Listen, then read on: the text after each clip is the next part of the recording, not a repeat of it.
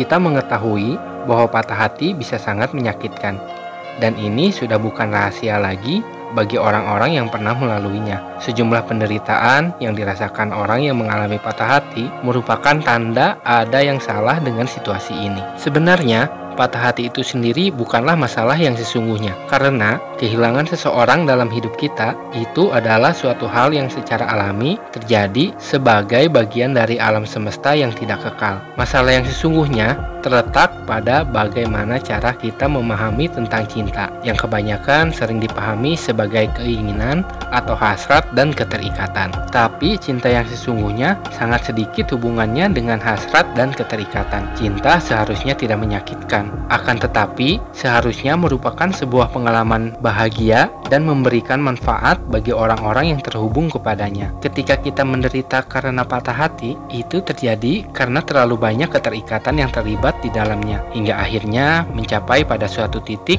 di mana kita merasakan ketergantungan terhadap orang yang terhubung dengan kita, berpikir bahwa kita sangat membutuhkan orang ini untuk menjadi bahagia, sampai batas kita bisa membandingkan diri kita seperti pecandu yang terpisah dengan obat-obatannya. Tapi jangan khawatir, kita masih mempunyai harapan. Kita bisa membangun keterikatan, tapi kita juga bisa terbebas dari keterikatan tersebut. Kebebasan dari keterikatan dan hasrat tertentu terletak pada hati yang memiliki tujuan untuk mencari pencerahan yang membebaskan kita dari penderitaan hidup. Percayalah, sesungguhnya Tuhan Maha Penyayang. Yang buruk sengaja Allah lepaskan agar yang baik mempunyai kesempatan untuk datang.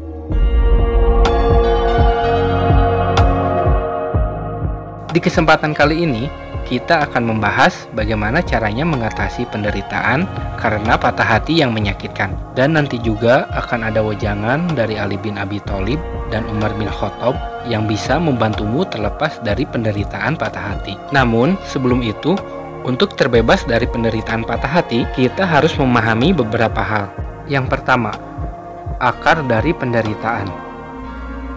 Untuk membebaskan diri dari penderitaan, kita membutuhkan pemahaman yang tepat tentang kebenaran sebuah keberadaan. Kita harus memahami bahwa penderitaan merupakan karakteristik bawaan dari sebuah keberadaan. Penderitaan muncul dari sebuah rasa haus tertentu yang kita bisa identifikasi sebagai keinginan atau mendambakan kelekatan, keterikatan, dan hasrat. Dan penderitaan ini bisa diakhiri dengan melepaskan rasa haus tersebut, dan kita harus bisa melalui jalan yang membebaskan kita dari penderitaan ini. Hubungan romantis di zaman sekarang ini sangat penuh dengan masalah karena terlalu tenggelam dengan keterikatan dan hasrat. Bukan hanya kita membutuhkan pasangan untuk selalu hadir dalam hidup kita, kita juga mengharapkan pasangan kita melakukan sesuatu untuk membuat kita bahagia. Hubungan percintaan yang seperti ini, meskipun dirayakan di budaya kita saat ini, tapi ini mempunyai struktur yang tidak bisa diandalkan untuk menjamin kebahagiaan kita, karena kita menempatkan atau menggantungkan kebahagiaan kita di tangan orang lain. Ini artinya kekhawatiran akan kemungkinan kehilangan orang tersebut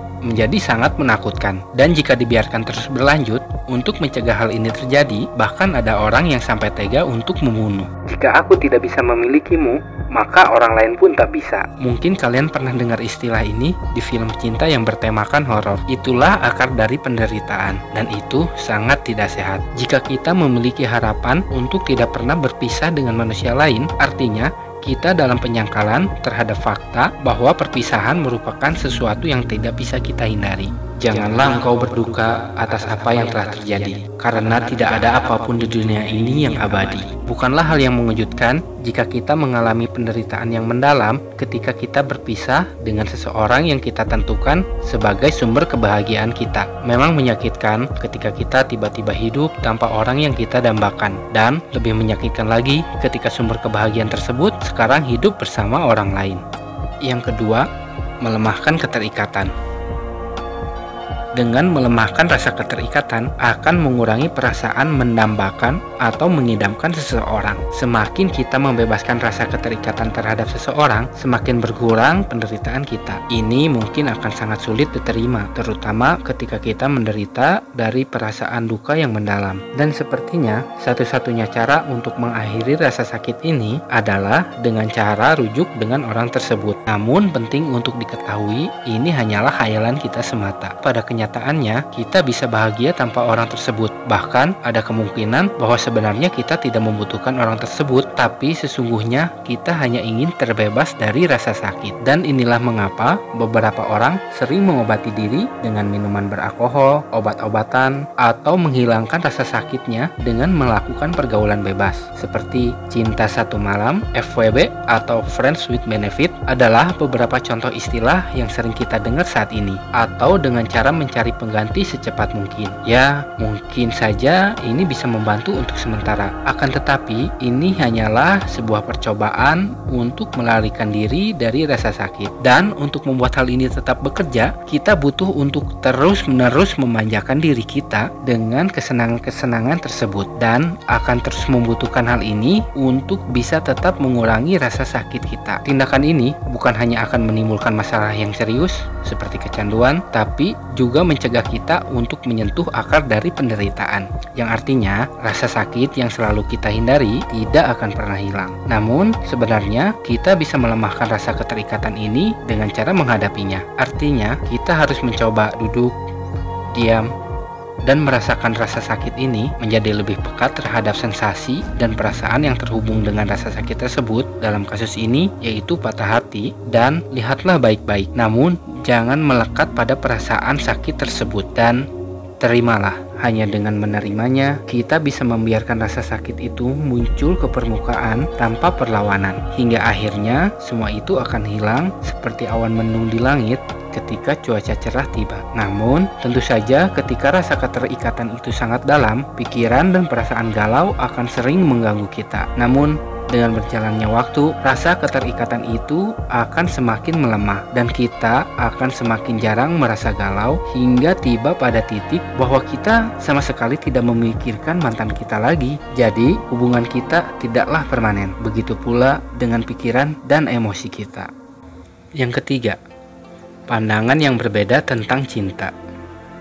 Cinta yang romantis bukanlah cinta yang sejati. Cinta tidak menyakitkan dan tidak mengarahkan seseorang menjadi ketergantungan. Cinta sejati adalah tentang memberi tanpa mengharapkan balasan apapun, tentang merelakan dan mengharapkan yang terbaik untuk orang lain tanpa mencari keuntungan pribadi. Kita harus belajar tentang cinta kebaikan, cinta yang ditujukan kepada semua makhluk hidup, termasuk musuh kita, dan suka atau tidak suka, termasuk mantan kita. Mungkin untuk kebanyakan dari kita mengharapkan kebahagiaan untuk mantan, apalagi ketika mereka telah melakukan hal yang buruk terhadap kita, itu merupakan hal yang sangat aneh untuk kita renungkan dan terima. Bahkan mungkin beberapa di antara kita berpikir untuk melakukan balas dendam, tapi balas dendam terbaik adalah menjadikan dirimu lebih baik.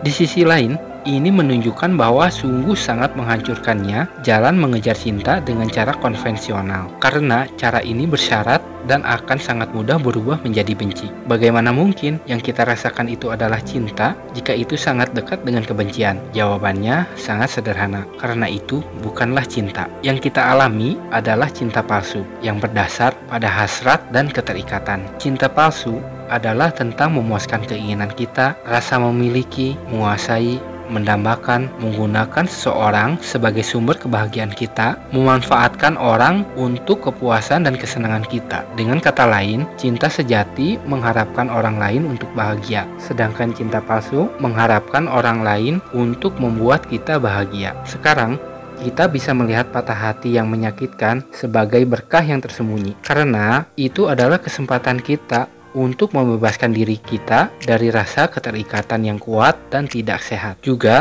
untuk mengembangkan kemampuan kita dalam kesendirian. Semakin baik kita dalam kesendirian, semakin mampu kita mencintai seseorang tanpa mengharapkan seseorang tersebut sebagai sumber kebahagiaan yang bisa kita manfaatkan. Ini akan membuat kita semakin mandiri dengan segala kebutuhan kita dan lebih bersyukur dengan diri kita sendiri. Juga akan semakin mengurangi rasa ketergantungan kita terhadap orang lain. Semakin tulus rasa cinta kita dan tanpa rasa keterikatan, maka patah hati semakin tidak menyakitkan.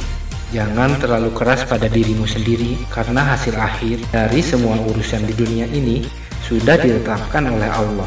Jika sesuatu ditakdirkan untuk menjauh darimu, maka ia tak akan pernah mendatangimu.